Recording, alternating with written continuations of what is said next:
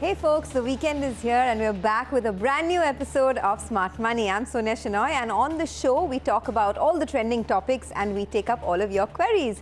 Today we're going to take a deep dive into the IPO market. It's a market that's hotting up quite a bit. In fact, next week there's the Burger King IPO that's opening up, and December, not just December, 2021 has a slew of new IPOs. So we're going to try and understand how to invest in IPOs, what should one keep in mind while investing. We'll also analyze whether IPOs have actually made money for investors in 2020 or not. Joining me now on the show are two gentlemen who are veterans in tracking IPOs over the years. Ritesh Kumar Gupta, advisor at IPO Mantra, and Deepak Shenoy, the CEO at Capital Mind. Gentlemen, thanks a lot for joining me on the show. Deepak, I want to start with the basics. Why does a company do an IPO in the first place, and how do you decide as an investor when one should subscribe? Firstly, thanks Sonia for having me on the show. And if you think of IPOs in the past, from the times of in the 80s when Reliance used to have an IPO every year, famously, the idea was that the company needed money to grow and expand, and it needed this amount of capital as equity capital. It would raise that from the market, so it would go an IPO and the company would get all the money and then use that money for expansion or to increase its business or go elsewhere. More recently, you've seen businesses which are more mature, where they don't need more money to grow. HDFC, AMC, for instance, or IRCTC, these were companies where the business was mature enough to make profits, so they didn't need more capital. So the promoters of these companies were looking to sell in the market so that there was more broad-based participation on the exchanges, and then the company would not make any money, the promoters on the other hand would. So sometimes it's a combination. Part of an IPO is to fund the business, and part is because of exiting shareholders who might exit part of their holdings. So we've got both types, and the shareholders should look at them as potential businesses that can scale. So regardless of whether it's one or the other, the idea is you're buying into the story. Okay, so you have to decide, right, whether you want to buy into the story in terms of growth, and if promoters are exiting, then perhaps you want to take a call as well. But let me get RK Gupta of IPO Mantra. That's his handle on Twitter, and he's very popular as far as tracking IPOs is concerned. Mr. Gupta, thanks for joining us on the show. I want to start by asking you, how do you select IPOs, and what are the key areas to focus on when one invests in an IPO? See, usually we get all the information regarding the IPO in RHP. This is a very popular document, and you can say it's a Bible of the IPO. So before applying in an IPO, everyone must go through the RHP. It's easily available on the website on SEBI or NSE or BSE or this merchant banker's website. Just download the RHP and go through it. But the problem is this is a very bulky document. 600, 700, 800 pages might be there. So I am giving you in brief that some relevant heads which an investor should look into before applying in an IPO. See about the company. Before applying into IPO, go through this important head. You will get all the relevant information about the company, about its business, about its its segment, what is actually do, core segment. Everything will be there. Then financial information about the company. You will get the results of the company. Last 3 years results are there. And profit and loss account of the company, balance sheets, all are there in the financial information. Then promoter's background. See, when we apply in an IPO, we actually bet on promoter.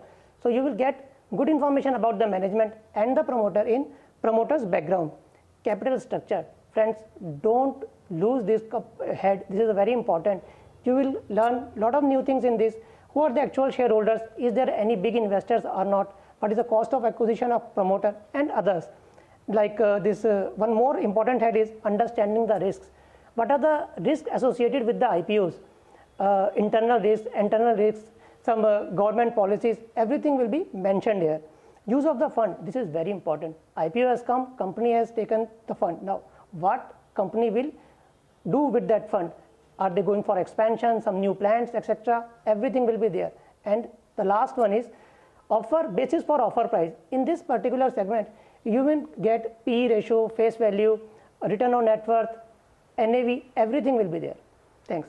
Okay, so this is just a basic structure on how to approach an IPO, right? Go look at the RHP and look at some certain heads that Mr. Gupta spoke about. But let's do one thing. Let's take stock of the year gone by. Before we go further, I have my colleague Sonal Bhutra, who has compiled an IPO scorecard for us. So it would be interesting to see if the IPOs in 2020 actually made us money or not. Sonal, over to you. Despite it being a year of a lot of uncertainty for businesses, primary market like the secondary market has been buzzing off late, especially in the last 3 months. 12 IPOs have come out so far in 2020, which compares with 16 in 2019, 24 in 2018 and 38 in 2017. And despite lesser number of IPOs, the amount raised in 2020 is in fact higher than 2019 by 96% at 24,962 crore rupees. 2017 was a golden year for IPOs and total funds raised were around 75,000 crore rupees. But let's now focus on this year, which has been quite unusual in a lot of ways. The year started with SBI Card's IPO, which saw massive subscription and is the biggest IPO of the year, but it listed at a discount due to weak market conditions. But come September, a lot of IPOs came to the market and saw huge listing gains. Some of them like Route Mobile, Kimcon Speciality, Happiest Minds saw listing premium of more than 100%. There were few after that which could not gather so much steam, like Angel Broking and Equitas Small Finance Bank. The latest one, that is Gland Pharma, also opened with good listing gains of around 16%. But apart from this, there was one IPO, Antony Waste Handling, which was scrapped just before issue opened due to tepid response. But in terms of which sector did the money flow to? Well, financial services contributed 61% to the total pie of fundraising, the biggest one being SBI Cards. Pharmaceuticals, supported by Gland Pharma alone, contributed to 26% of the total funds raised via IPOs, and this was followed by IT sector, where total fund raised was around 3%. The rest was contributed by chemicals, telecom, and shipbuilding. But now the street is also looking forward to big IPOs that are lined up. 29 companies have SEBI approval to issue an IPO, and 6 companies have filed DRHP with the SEBI and are awaiting approval. The important ones are Bajaj Energy with a size of 5,450 crore rupees, Barbecue Nation, this one was refiled, Kalyan Jewelers, Burger King, which is just upcoming, and lastly, Shriram Properties. Okay, that's making us hungry, right? Both Barbecue Nation and Burger King are going to be hitting the street with their IPOs very soon. Burger King, in fact, next week itself. But it's time now to get some of your queries, because I notice many of you are writing into us. So let me get some of them on board. Harish writes into us. He wants to know, why is the IPO allocation quantity poor for so many companies? And there's another one. In fact, we have Nilanjan Biswas, who wants to know the parameters for IPO allotment. Now, this seems to be the most popular grouse. The fact that, you know, although you apply, you don't get as much allotment. So what are the parameters? So let me go one by one. Mr. Gupta, I want to start by asking you about Harish's query. He wants to know, why is the quantity allocated in IPOs poor for so many companies?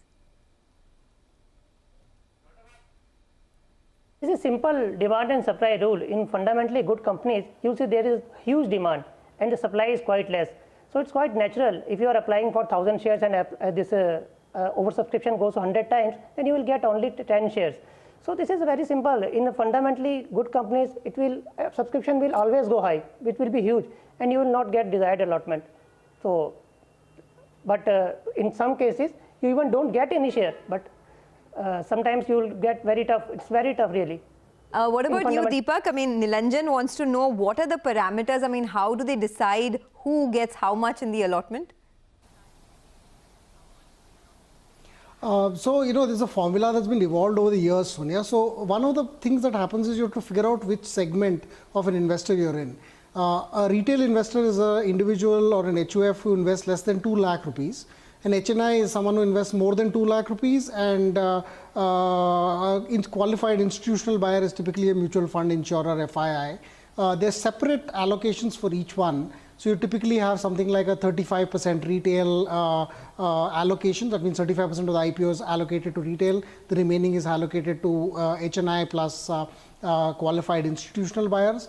So if you're a retail buyer, so you can invest only less than 2 lakh rupees. What happens is this is all the retail investors are put together, and then they form the retail demand. So if it's a 100 crore IPO, okay, let's say a 1,000 crore IPO. 350 crores, let's say, is reserved for retail, but retail invests, say, you know, together added up about 5,000 crores. That's a 10-15 times subscription. what do they do? So the idea is to optimize for the number of shareholders. That means they try to give everybody at least one lot, and one lot is typically 15,000 rupees. So, you know, sometimes the best allocation you'll get for a really heavily outsubscribed IPO is one lot, which means you'll get only 15,000 rupees worth of shares, even if you have put in 2 lakh rupees worth of a bidding. This is basically optimized for the number of shareholders, so they don't care whether you've bid for 2 lakhs and somebody else has bid for 1 lakh. Both may get only one, and if there's too many of those, that's also decided based on a lottery, a random lottery. And HNI, on the other hand, who invests more than 2 lakhs, he's you know, they proportionate them. So if somebody bids for 10 crores and somebody bids for 1 crore, the 10 crore person will have 10x more chance of getting some allocation compared to the 1 crore person. So it's a formula based allocation, and that's why you tend to get very little for the shares, the IPOs where there's heavy demand. Okay, so for retail, it's pretty much a lottery, right? And for HNI, it depends on the amount that you bid for. Deepak, you've been doing IPO analysis for what, over 12 to 15 years now. Are there any reasons to not buy an IPO? To be fair, Sonia, I've got it wrong and right. Sometimes I've got it wrong initially and right eventually. We wrote once about the GMR Infra IPO. At the time, it was 400 rupees. I think there was a split after that. So the price went from 400 to 1,000. I didn't like the IPO for multiple reasons. Sometimes the problem is the books don't look good enough to support longer term growth valuation wise, and you feel there are headwinds in the long term. But sometimes the IPO itself will list at a pop because there's so much good sentiment in the market. The price went from 400 rupees to 1,000, and then of course it went down to sub 50 rupees eventually. So sometimes IPOs may not make sense for a long-term investor, but may be good for a short term. It's more liquidity driven. Sometimes you should not buy an IPO where you don't understand the business. A lot of times people invest because somebody else tells them there's an IPO and you should invest in it and so on. But if you don't really understand the business, the core underlying fundamentals of it, and you don't subscribe, you know, you don't really get it, that would be more of a you know, speculative bet. And I don't think, you know, especially if you're getting only one lot, the idea is to, you know, just speculate too much on it. It's better that you understand the business and then give it a few quarters to be able to demonstrate that performance, because sometimes IPOs are dressed up, in the sense companies show profit for 2-3 years and only then after IPO start showing losses. Okay, so you know what I want to do is... be careful about those as well. And finally, of course, corporate governance. We've seen this in a company recently, Sterling and Wilson, where you know, the promoter actually in the IPO said that he was selling his shares in the IPO, and then they said, we will take the money that you give us, and then we will return a loan we've taken from the company. It's been about 1.5 years or 2 years now. The loan hasn't yet come back, and the share price of that IPO has fallen to 1/3 of what it was. So you know, those are real concerns that you might want to be careful about. Okay, that's an important red flag, that if a promoter makes a promise and doesn't fulfill that promise, then that could lead to serious wealth destruction. But you know what, I want to talk about the meat, which is all the IPOs that are going to be coming out in 2021, and which ones are you guys betting on? So let's do one thing, let's take a quick commercial break. Keep writing in